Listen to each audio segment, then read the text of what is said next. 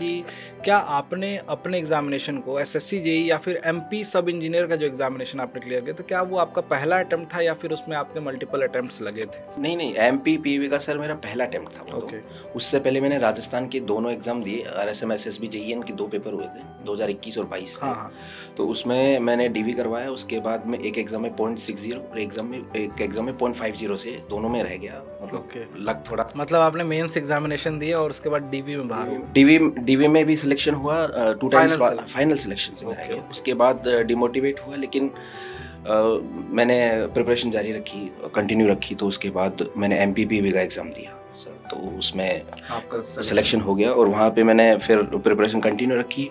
Mains दिया, mains के बाद फिर सर इंसान अगर बहुत सारे 13 सब्जेक्ट्स, जैसे सर आपने बताया बहुत सारे सब्जेक्ट्स हैं, तो 4-5 सब्जेक्ट पढ़े तो वो पहला वाला दिमाग से बिल्कुल निकलती जाता है। तो उसके लिए सर वो सब भूलते हैं, हर कोई इंसान ऐसा नहीं कि एक बार याद किया उसको परमानेंट याद रहेगा। तो 4-5 2-3 सब्जेक्ट होने के बाद मेरा ऐसा होता था सर, सारे दिन मतलब अपन पढ़ते रहते, लेकिन एक जो टाइम एक डिसाइड था कि 2 या 3 घंटे कि अपन को रिवीजन के लिए देना है। जैसे अपन 7 या 8 घंटे पढ़ रहे हैं, 8 घंटे नॉर्मली एक मतलब पढ़ लेता था 8 घंटे लगभग।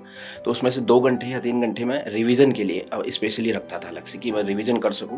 पिछली बार सारी सब्जेक्ट्स का रिवीजन हो नहीं पाएगा, लेकिन जितना हो सकता है मैं रिवीजन पे ध्यान दूं, क्योंकि रिवीजन एक बार तो पढ़ने में अपन को दिक्कत नहीं आती, लेकिन जब अपन चीज़ों को बार बार वाइंड अप करते हैं, बार बार चीज़ों को वापस रिपीट करते हैं दिमाग में, तो दिमाग में जगह बना लेता है और फिर अपन को रिवीजन में भी उसके बाद टाइम नहीं